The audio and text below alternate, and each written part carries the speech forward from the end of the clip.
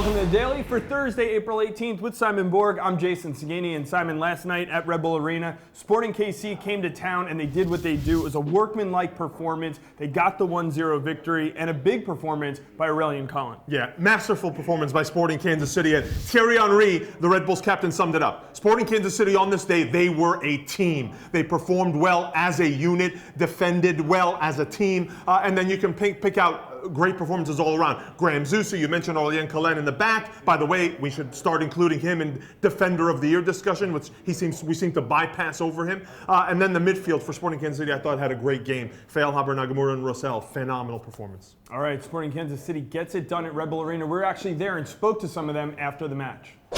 You know, we work together as a union. Our defense starts with the first striker, and if he's doing a great job, it makes the midfielder's job a lot easier. And when the midfield is doing their job, it makes the defender's job easier. And at the end of the day, it makes me look very good.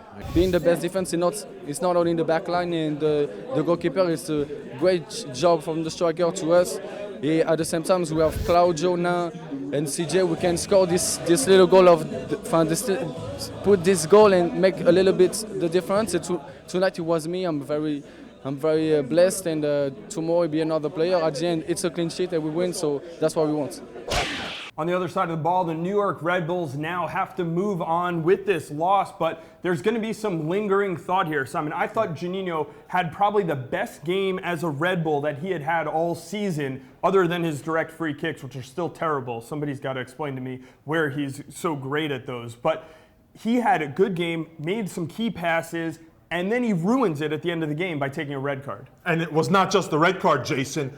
Just a minute before the red card, you can see Juninho flail an elbow on Graham Zusi, and then seconds later, another on Oriol Rossell. So he had already lost his wits about him by then. But I think Juninho is one of the issues of the Red Bulls. Why? Because Juninho and Tim Cahill, they roam way too much. And I think this is a team where you got guys going all over the place, and maybe it's Mike Petke trusting where guys should be on the field, but when you have too much roaming around going on, you don't know where you can count on having that next player, where you can make the next pass, and being quick and knowing what to do with the ball is essential to looking good as a team and building a great attack to beat a team that's packed in. You can't beat a team that's packed in. They got to get that midfield straightened out. All right, well, they have a game this Saturday against New England Revolution. They won't have Juninho for it. And now questions about Jamison Olave. Olave going off in the first half with an injury. Yeah, it didn't look good, for Olave, one of the toughest guys in the league, to come out, to pull himself out of a game that early. It must be bad. But Mike Petke didn't speculate. He said he didn't anticipate there'd be any tears, so we'll see. Look, injuries for Olave are not new, especially with regards to his knee. He's had to sit out for a prolonged number of weeks with Real Salt Lake, but he comes back good as new, and that's what Red Bulls fans have to hope for. Look, and that's part of the reason that he was expendable by Real Salt Lake. They knew that he was vulnerable to injury at this point in his career. Stay tuned to MLSsoccer.com. We'll update you on that injury as we lead into their next game on Saturday against the Revolution. Well, everybody loves expansion news, so there's more kind of expansion news, Simon. Buddy Dyer, the mayor of Orlando, says that they've cleared $8.2 million to buy land and give to Orlando City to build a soccer-specific stadium.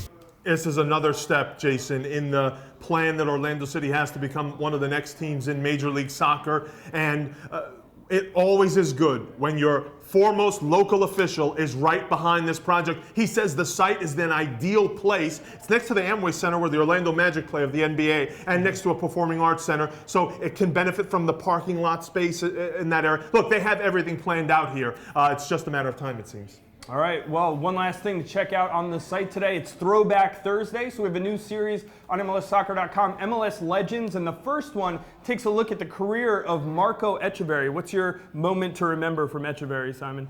So many moments. Look, whenever he was on the ball, the locks of hair, the swagger he had, he was just so great on the ball. He was slow, but he was still so good with the ball, pinpoint passing. He was a great player.